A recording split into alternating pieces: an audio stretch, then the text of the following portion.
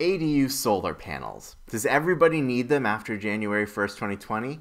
This is a question I get all the time. The answer is no, not everybody needs them. It really depends on your project. So we're going to go through all the details and give you a better idea of whether you need an ADU solar panel or not. So who needs solar panels? The HCD, which is the Department of Housing and Community Development in California, they put out a really specific update that said if you're building new detached ADUs that are not manufactured and they're not the conversion of an existing structure, then you probably need solar panels. Or you're at least supposed to, the city and county are supposed to apply the standards in Part 6 of Title 24. And that's the part that's got the solar requirement for small residential. Now, even within that, there's going to be some exceptions, and we'll talk about those too. And even if you have to install solar, then you've got options, and we'll talk about those. Let's dive into the detail, because that's kind of a thing. We're going to answer these questions through the video. Is your ADU a conversion of an existing structure or not? Is it attached to an existing structure or not? Is it a manufactured unit or not? Because there's a legal definition.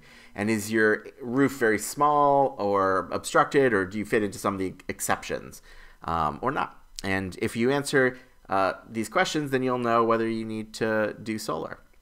So if your ADU is a conversion of an existing structure, the CEC, the Energy Commission in California, said, well, that's technically an alteration or an addition, and the state law only requires solar for new construction. So if you could be construed as an alteration or an addition, let's just exempt you. Let's not worry about applying Part 6 Title 24 requirements for new construction to your project. And so if you're turning part of your existing house into an ADU, then that's obviously a conversion. That's an alteration or addition.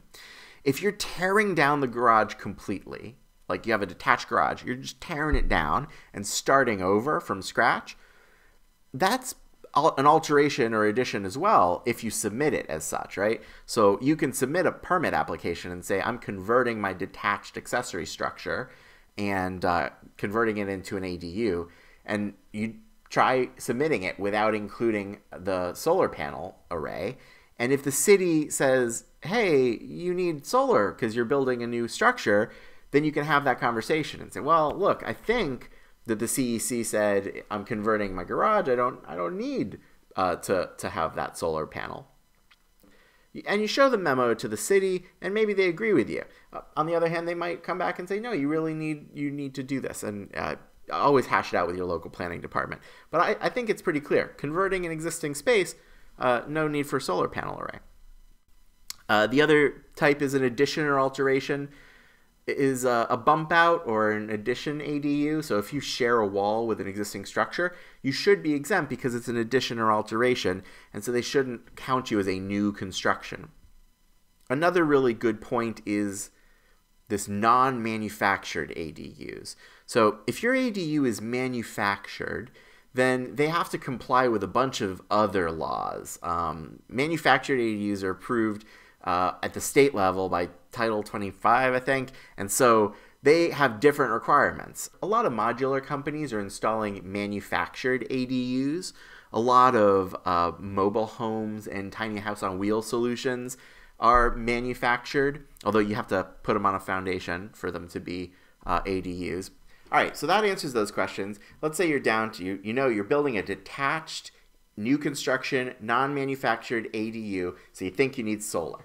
Even within that camp, there's a few things that might exempt you from it. For example, if you have a tiny roof, if there's just not enough contiguous square footage to have a solar array, there are some exceptions in a CEC memo, which you can find in the video description below. I'll link to my website where you can get all the details. And then if you're not going to get enough sunlight because it's obstructed, or the part of your roof that would get sunlight isn't getting enough sunlight. I don't have a lot of experience with this part, so I'll refer you to a professional who can do the calculations and show that you're exempt, but that's a possibility too. And if you do install solar, you've got options, right? People usually ask, do I need to put solar panels on my ADU? And no, you just need to include solar panels in your plan set. So you could put solar panels on the primary house. You could put solar panels on another structure on your property. You could put them on the ground if you've got a big lot with a lot of space. You can even chip in with your neighbors and add panels to an existing community array to offset your energy requirements. So there's lots of options even when you do need to do solar. And while we're on the subject of solar, I would just say it's often a good idea, right? It could be good for the environment, it could be good for your pocketbook, it could be good for a lot of different reasons. So consider solar even if Title 24 doesn't require you. There's a lot of companies that'll help you finance it. Some of them are legit, so think about it. All right, now this is a really important subject. It can really slow down your permits and cost you time and money if you go in without realizing whether you need panels or not. And so good that you're watching this. If you want, here's a playlist of other ADU laws that are really important to know, and that way you can make sure you're doing this project correctly and not wasting any time or money. And if you ever need help with your ADU, I know a guy, right? Leave a comment below, subscribe to the channel, and let's get some more housing built in California.